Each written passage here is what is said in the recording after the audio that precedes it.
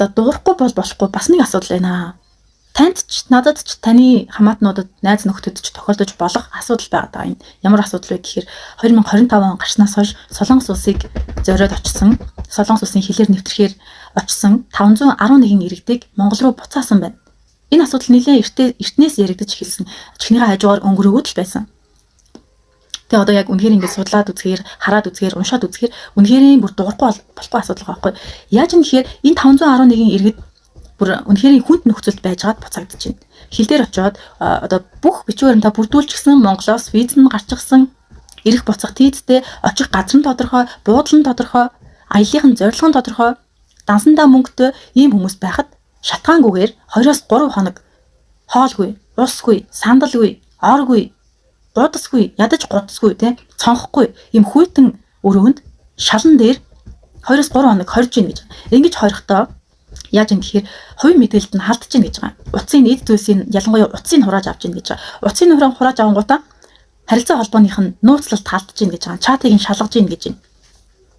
Энэ бол байж болзошгүй хүний эрхийн ноцтой зөрчил байхгүй юу? Тэгээ бүр эсэргүүцэл үзүүлсэн Монгол иргэдийг солонгосчууд зодож байна, хүч хэрэглэж байна гэж байгаа. Тэг хамгийн бүр сэтгэл эмзэглүүлэн үнэхээр бүр сэтгэл шимшрэм зүйл нь юу вэ гэхээр ой хүрээгүй нялх хамтныг, нялх биетэй хөхүүл ихийг, хоёрхан настай тэр бяцхан зүрхийг тэр хүйтэн шалан дээр 2-3 хоног хоолгүй усгүй унтуулж ийн, байлгаж ийн гэж байгаа. Хорж ийн гэж байгаа. Тэгээ энэ иргэд маань яаж ийнө гэхээр одоо бид нар ингээ ямар шалтгааны улмаас ингээ энд хоригдож байгаа юм бэ? Бид нар ирэх буцах дийдтэй, бид нар аялын зорилго маань тодорхой юм байхад яагаад бид нар ингээ оруулахгүй энд ингээ хорж байгаа юм бэ? Бид нар шалтгаанаа мэдмээр байна. Бид нар ингээд хуульч авмаар байна. Бид нар орчуулагч авмаар байна. Бид нар ингээд харилцаа холбоо тогтоомоор байна. Хин нэгэнтэй уцаар ярмаар байна. Уцаа авмаар байна. Ядаж элчин сайдынхаа газартай холбогдмоор байна гэдэг тэнгуут нь холбогдуулахгүй. Бүх юмыг ингээл хориод сүлжээ энтрийг унгаадаг гэж байгаа. Энэ бол хүний эрхийн ноцтой зөрчил явагдаад байна. Тэгээ бүр энд 2-3хан иргэдийн асуудлыг яриад байгаа юм биш. Бүр 511 иргэдийн асуудлыг ярьж байгаа. Сард 100 иргэн буцааж ин Монгол руу. Яг ийм үндэслэл шалтгаангүйгээр буцааж ин. Тэгээ ийм хүнд нөхцөлд, ийм хэцүү нөхцөлд хорж ин 511 иргэнийг сард 100 иргэнийг. Одоо 12 сар гэхэд 1200, 1300 иргэнийг ингэж хорих магадлал бол үнэхээр өндөр байна, боломжтой байна. Энд Монголын талаас гадаад харилцааны яам юу хийж байгаа вэ гэхээр хэлж байгаа юм нь ерөөсөө бид нар шаардлага тавьсан, бид нар хүсэлт тавьсан, бид нар хэлсэн, бид нар уулзсан, тэгэл болоо. Ямар ч үр дүн байхгүй. За яг үйлдэлийгээд үйлдэлийн үр дүн нь байхгүй. Үр дүн нь бид нар монголчууд үзэх хэрэгтэй үстэй. Монголчууд бүр дөрвж явж байгаа хүмүүс биш байхгүй юу? Дөрвөгчд биш байхгүй юу? Бид нар бол эцэг ихтэй тий их оронтой хамгаалах их оронтой хамгаалах хуультай оронтой тусгаар тогтносон улс оронтой хүмүүс байхгүй юу? Эдний үгээр хэлэх юм бол эцэг ихтэй хүүхдүүд байхгүй юу бид нар? Тэгээд тэнд эрхээ зөрчүүлээд хоригдоод мөнгөөрөө санхүүгээрээ цаг заваараа сэтгэл санаагаараа ингэж хохироод байж байна.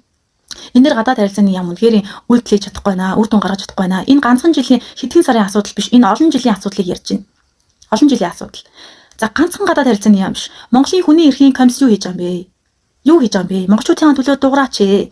Нэгдсэн үндэсний байгууллагын хүний эрхийн комисс хүний эрхийн зөвлөлд хандаач ээ, гомдол гаргаач ээ. Бүр болохгүй олон улсын хүний эрхийн байгууллагууд байдаг штэ.